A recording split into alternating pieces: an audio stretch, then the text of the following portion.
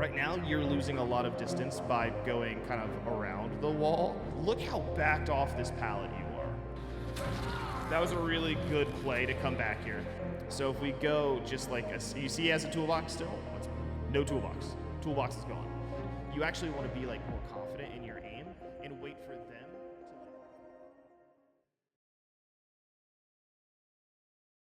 to... Oi, oi, oi, YouTube. Welcome back to another video on the channel. Please unclench your jaw, get some water before you get your caffeination. Today, we are actually looking at a gameplay review for Huntress here on the Sanctum of Wrath, a fairly newer player that we're going to help out and see what they're doing wrong. They said this is a 2K and they're not sure where they could do better. So let's dive in and take a look, try to help them out a little bit here and just see what's going on.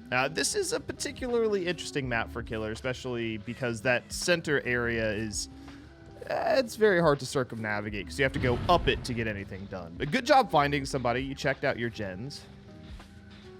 Are they hiding? There we go. Good job. Good hit there. Now, it's it's very important to note that as a Huntress in Dead by Daylight, anytime you can use your hatchet first, you want to use your hatchet instead of your main weapon. The biggest reason for this is cooldown times. Once you hit somebody with an M1, you basically stop moving for 3 seconds. When you stop moving for 3 whole seconds, the survivor gets to use their like 2-second boost of speed to make maximum distance. However, if you use a hatchet, your cooldown is much, much faster and you regain your full movement speed after hitting a hatchet. So it's very, very important that you use your hatchet when you're close up. That is the best thing that I think the best tip I can give any Huntress player is when you're close up to a survivor, use your hatchet. It may be difficult, you may have to learn to aim, but it is something that you absolutely should learn. We did see a Claudette as you went into here. Okay. Now you do have nothing but free perks. You have Unrelenting, I suppose, as well.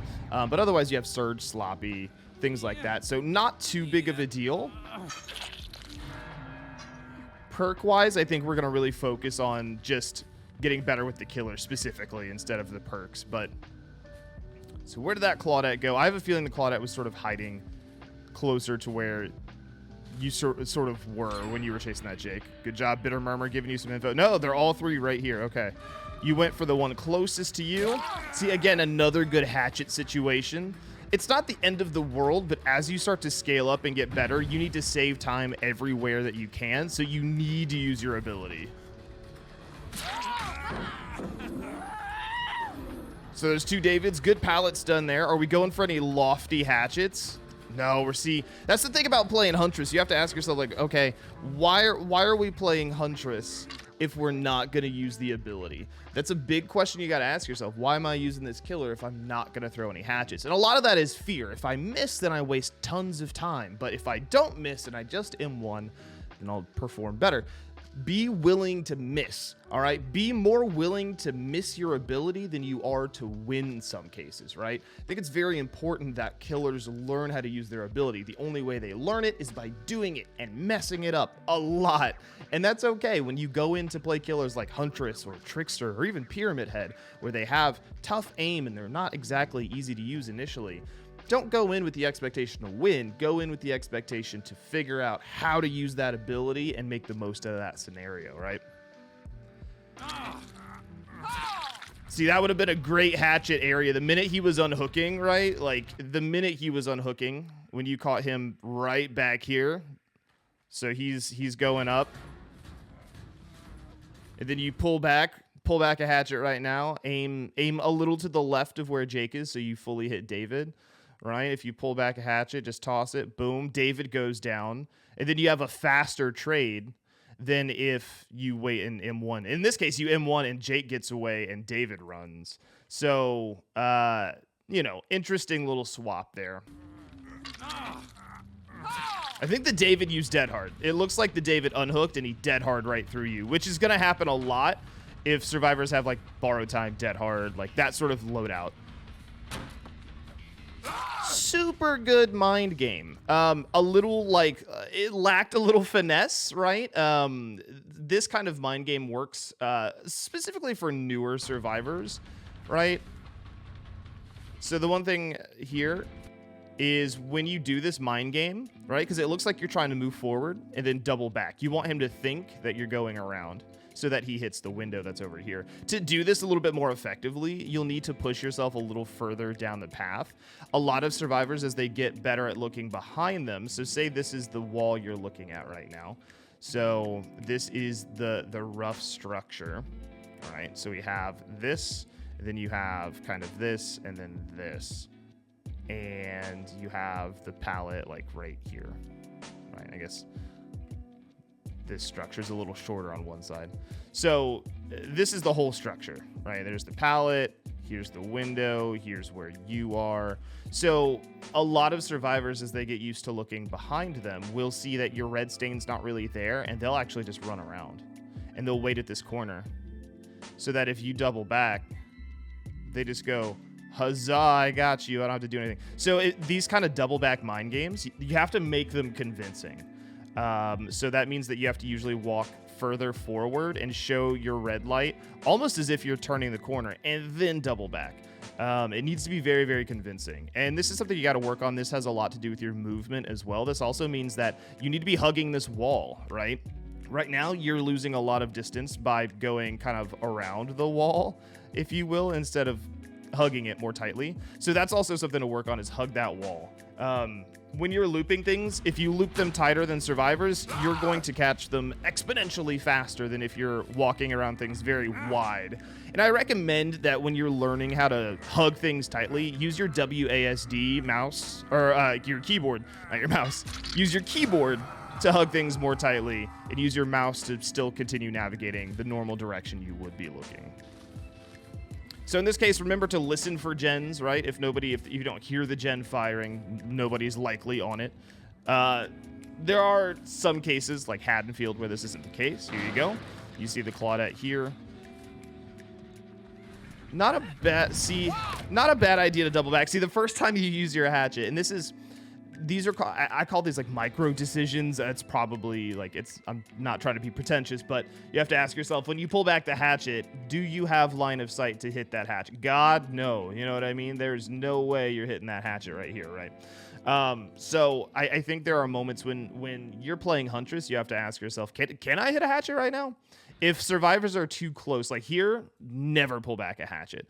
The survivor's too close to going this way or up this way. Both of your options are bad. You won't be able to get the hatchet pulled back before they're out of line of sight. And hatchets slow you down as Huntress, right?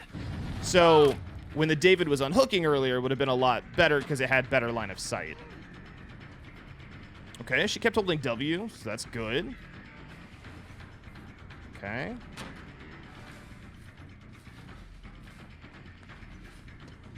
There sounds like they're good hatchet. There you go. There you go. That's what you want. Now, she's not looking behind her. Always look at the survivor's head. Are they turning to look at you? No. That means this Claudette is just flying by the seat of her pants. She's hoping she can get something done here. There you go. Now, just get used to that. And remember that if they, juke or things like that, then be prepared to hold on to your hatchet for a second longer here.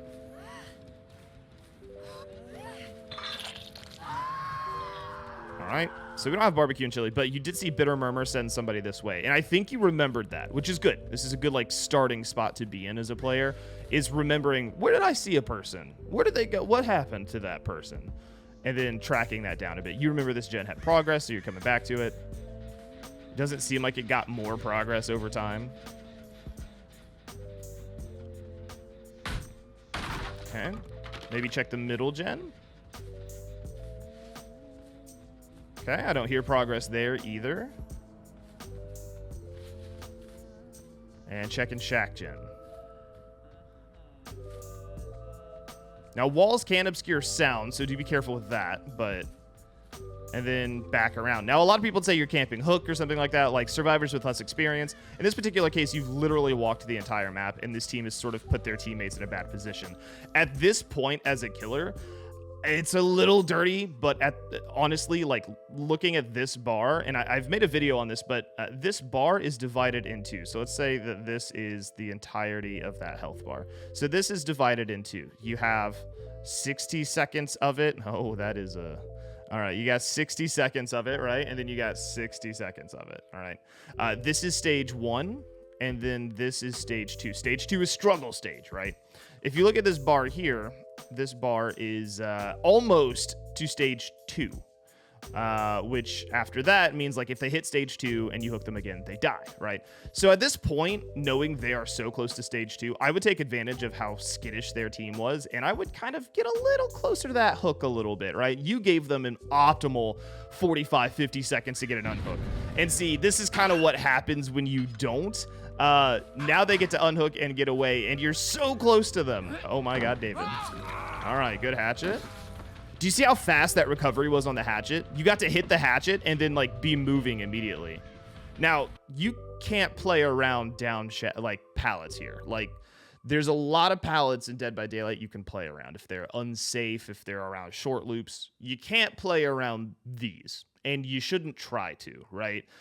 In some cases, you might do a thing here where you end up like kind of going left and then like juking back over and breaking the pallet, which will force like all right, let me break that down. So if he throws it, right, which he does, and you try to like fake left, he might go in and try to like vault the window or try to like make distance, right? Because as a killer, where you go, survivors are going to typically run the opposite direction. But you don't want to try to play this pallet too much. You're going to waste a ton of time. It's really difficult to do. Okay, so let's see how you play it out. I would kind of get ready to break this ASAP.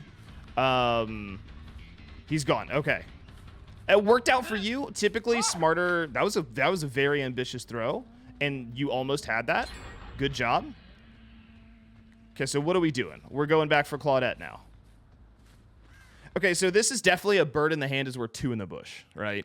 You have David in your sights. You can chase him down because you'll want to stay on him. You need to get somebody to their second stage, their second hook. In this case, you're saying, oh, the Claudette's probably closer. You have no evidence of that, actually. She could have taken these past 15 seconds to run all the way to the shack, and now you've let David go to opt for something that you think is better, but there is no evidence that it is, in fact, better.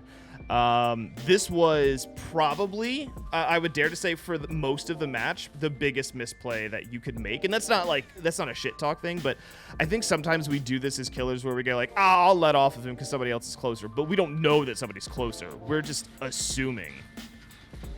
Okay, that's the other David. That's the not injured, not hooked David.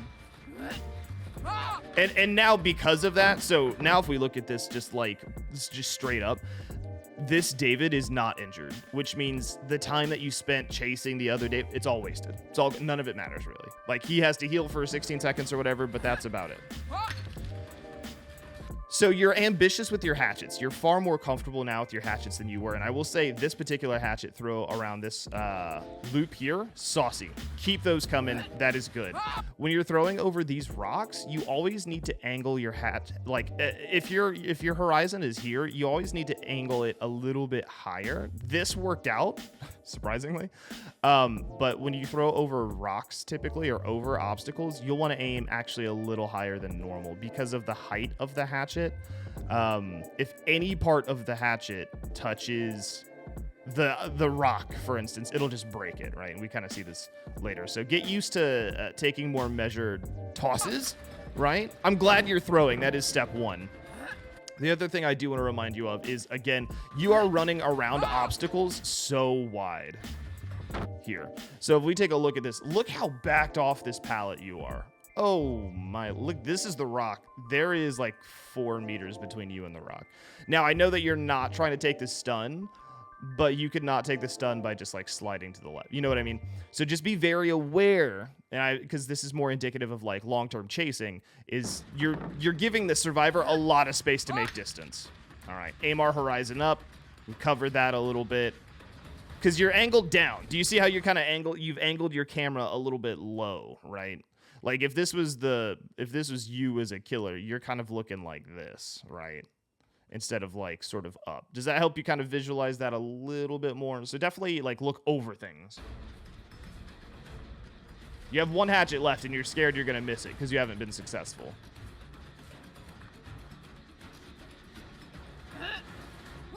That was good. That was a lot better. All right, you're cutting your losses. That was a really good play to come back here. I don't know what your idea was. I think maybe you heard that the gen was going faster and faster and faster. If that is the case, if that is what you heard and you acted on what you heard, that is such a good play. I don't know if you just broke away from that, David, and were guessing, or if that was just the play, but really good play. Solid stuff there. Let's see. You need to get back to that gen. If it's still sparking, nobody's touched it. Yeah, Jake hasn't touched it. He's just hiding. There you go. All right, hatchet. There you go. Oh, it's a little delayed. You got very lucky. One thing is Huntress is predicting where survivors are going to go. If you suspect that they are going to go for like pallet slides and things, that's important to remember. However, the other important thing, and this is going to be tough to remember, so keep your eye out here. All right, he has a toolbox, right? We've seen that. He's got the little toolbox. When a survivor vaults, their items go away. So if we go just like, you see he has a toolbox still? Let's bump further. No toolbox. Toolbox is gone. That's how you know they're not going to like fake the vault or something. Their items actually vanish when they go to vault. That goes for windows, that goes for pallets.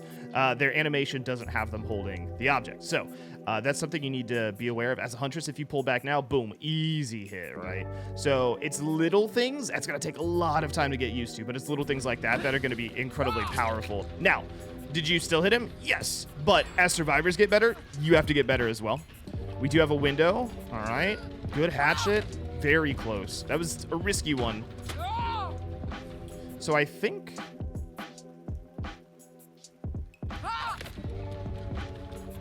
this missed because you didn't lunge. If you didn't know in Dead by Daylight, there are two types of attack. There is holding the attack button, which is a long lunge, and then there is just tapping it and just going whoop.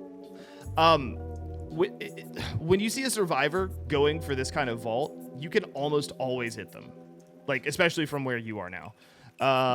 So I think you just tapped the attack button if I'm guesstimating, and that's why it bounced off. Normally that would hit 100%. Okay. We're running things a little wide. He doubled back. Well, don't double back now. Good prediction. The idea was good. Your aim, so my advice for your aim is to just prep the hatchet a little sooner and hold it just a little longer. I think if you can do that, you'll feel a lot more confident in how you play.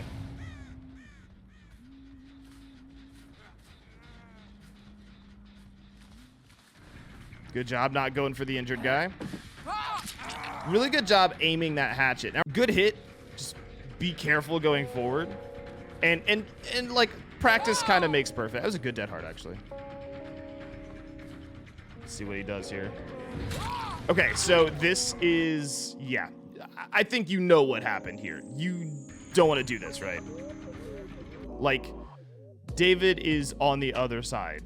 You swinging at Jake doesn't do anything. Because so survivors have invincibility frames where they cannot be re-downed unless their animation is full. They can't be even injured unless their animation of being unhooked is fully done.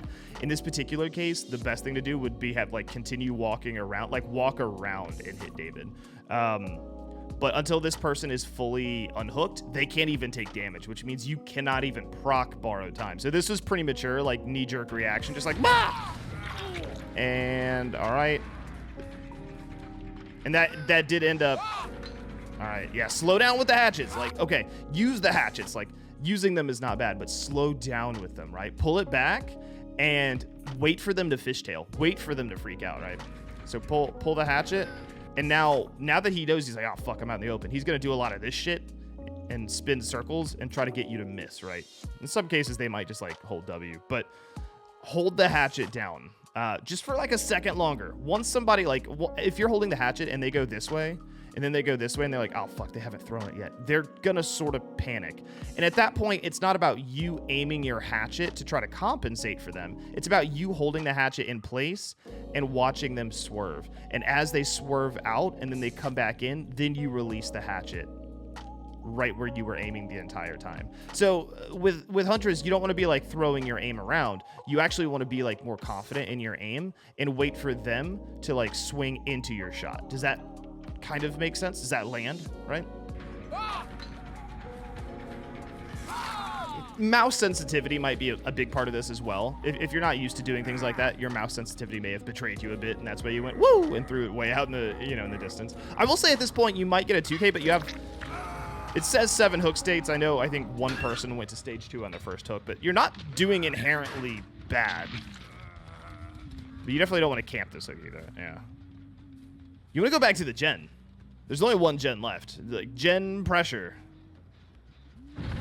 Okay, there's the unhook. There's the dummy, David. There's the window. Oh, man. You have 5 hatchets, and you had perfect line of sight to a window. Oh, I'm hurting on the inside. Look at this man's. Look at this man's. He is holding W's, so he's like, window. That's exactly what he was thinking. So at this point, yeah, 100%, you could have pulled the hatchet back and let her fly. You see right now his medkit disappears, which means you know he primed up that vault. That would have been a down, insta-hook, done, like move on. Be looking for those things. Remember, you have range. You got big range. And to use Huntress effectively, you got to get used to using it. It's scary, it's tough, but...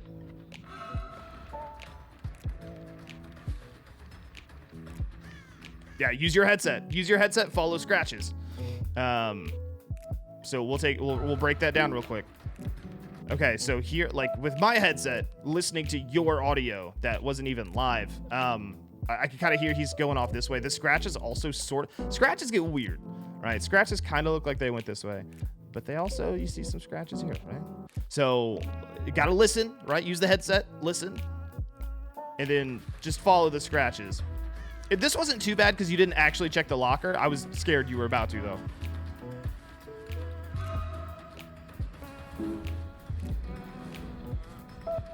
I know for DBD it's hard to parse out what sound is from what or what does what. Okay, so that was a good hatchet. If you'd pulled it here, if you'd pulled this hatchet back right as you clear the brush, because right now there's too much shit for him to hide behind. He could just go boop or like, get out of line of sight. But if you actually pulled the hatchet back right as you clear all the brush, right here, this David could go over here, but that's what you would want, right? Because then he's not near the pallet. Or he could just fishtail and freak out. So the hatchets, man, that's 100% the big thing about Huntress. It was a good idea. It was just like, it was literally like 1.5 seconds too late. Oh man, yeah. Yeah, just aiming too far down, too low. Yeah, you'll get used to it. Takes time. Don't mind game yourself though. You are mind gaming yourself a little bit. You're doubling back when you don't have...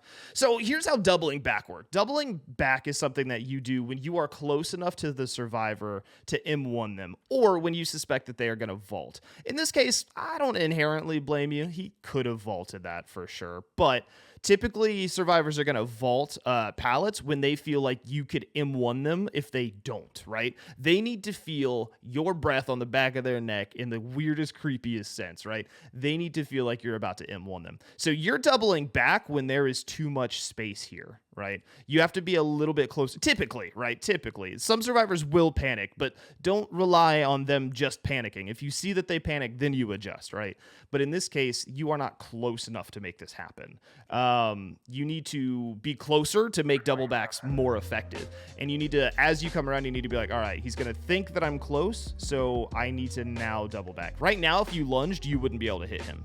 It would take another like 2 or 3 seconds of like running to catch up to him. So that's kind of how double backs work. In terms of double backs, I'll draw like here's the boulder. Here's another not as great boulder. It's pretty pointy. And then here's pallet, right? And right now the pallet's like down.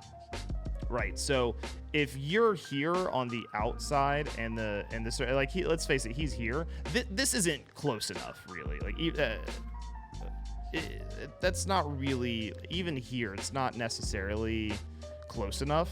So you need to be sure that you're hot on their trail and they need to feel pressured. Because if you double back here, the survivor who's not even close to the pallet is going to go, yeah, okay. And it's going to keep going around. However, if you are, I don't know, right here, The survivor who's here is going to go, yeah, if I don't cross this pallet, they're going to catch me on the rotation around. So I gotta do the pallet. And then that's where you'll kind of preempt them and catch them on the other side. But you have to be careful. To make double backs work, you have to be close enough, which is something you'll learn. But right now, like, he definitely wasn't going for it, you know? Okay. So keep in mind as you play more, there are survivors literally right here. As you get better at the game, this is not a problem now, but as you get better at the game, they are likely to have little clicky flashlights. And little clicky flashlights. And you pick up basically facing them saying, flashlight blind me, fools. Always just get in the habit of like, oh, survivors are here, turn the opposite way when you pick up. Just good practice to start doing now before you need to learn it later. You know what I mean?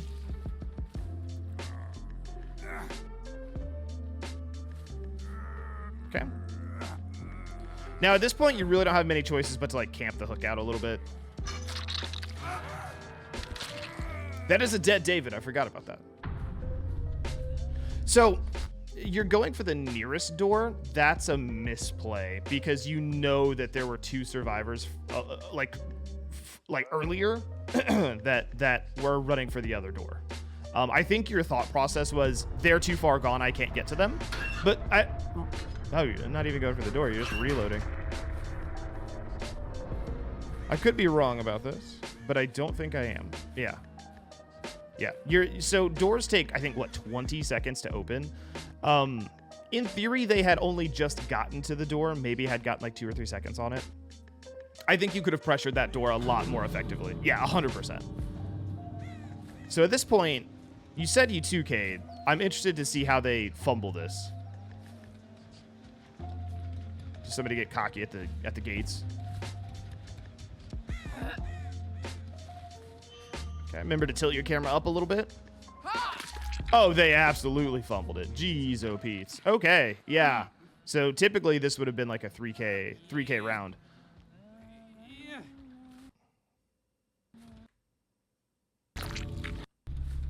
He was on death hook. Cool. So it definitely wasn't like a bad game. I think the biggest things that you could do for yourself when playing are going to be, one, using your hatchets more effectively, just more often, really, to down survivors. Yes, if you miss a lot, you'll have to reload, but you're not going to get better if you're not taking shots and thinking about things. When it comes to hatchets, 2 things. Aiming up a little bit higher is like the best advice I can give Huntress players, and then holding your hatchet and just like waiting for them to like run into your sort of flight path, if you will.